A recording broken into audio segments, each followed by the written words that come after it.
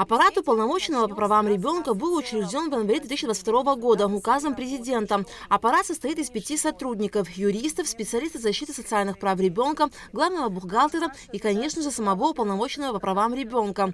Мактина Джинджоли рассказала, что был проведен мониторинг законодательства в сфере защиты прав и интересов несовершеннолетних, образовательных учреждений, сферы опеки и попечительства. В ходе практической работы было выявлено немало системных проблем. Если говорить конкретнее именно о проблемах в сфере органа опеки и попечительства, то можно выделить следующее. Это отсутствие централизованной системы органов опеки и попечительства, наличие пробелов в законодательстве, связанных с алиментными обязательствами, отсутствие единого банка о детях, которые остались без попечения родителей, также не определены категории лиц, которые могут быть усыновителями.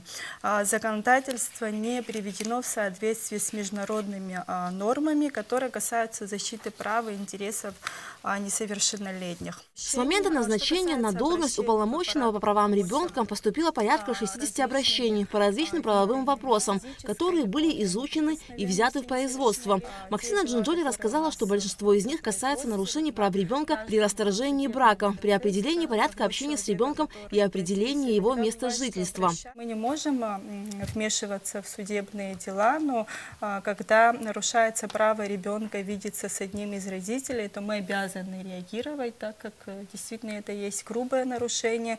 Даже если ребенок проживает с матерью или с отцом, а второй не лишен прав и не ограничен в своих правах, то он имеет такие же права на посещение и на общение с ребенком. Но чаще всего в этих правах ограничивают либо мать, либо отца, и мы должны следить за тем, чтобы такого не было. Эффективность деятельности аппарата уполномоченного по правам ребенка во многом зависит от степени конструктивного сотрудничества с органами государственной власти, местного самоуправления и правоохранительными структурами. По словам Мактины Джинджоли, сотрудничество с органами опеки и попечительства не всегда дает положительный результат. Если привести пример насилие в семье, скажем, со стороны отца.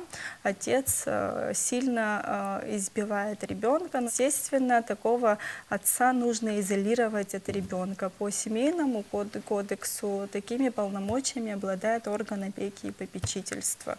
То есть, когда есть сигнал, он должен воспользоваться, этот орган, своими полномочиями в сопровождении, возможно, сотрудников служб. Он должен прийти в семью представителя этого органа и изъять ребенка.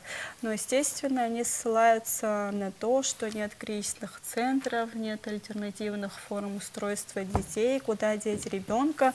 Но всегда можно сесть, да, и посмотреть, какие есть варианты. Может быть, есть вариант расширенной семьи, может, есть кто-то из родственников, который готов на время, пока ситуация выясняется или же урегулируется, посмотреть ребенка, и он будет в безопасности. В ходе пресс-конференции были обсуждены различные темы, в том числе законодательные инициативы, предложенные аппаратом уполномоченного по правам ребенка, вопросы просветительской деятельности аппарата, социальные инициативы и акции, проведенные в течение года. Говорили и о планах на текущий год. Полную версию пресс-конференции Мактины Джинджоли и сотрудников аппарата уполномоченного по правам ребенка смотрите в ближайшее время на канале Абхазского телевидения.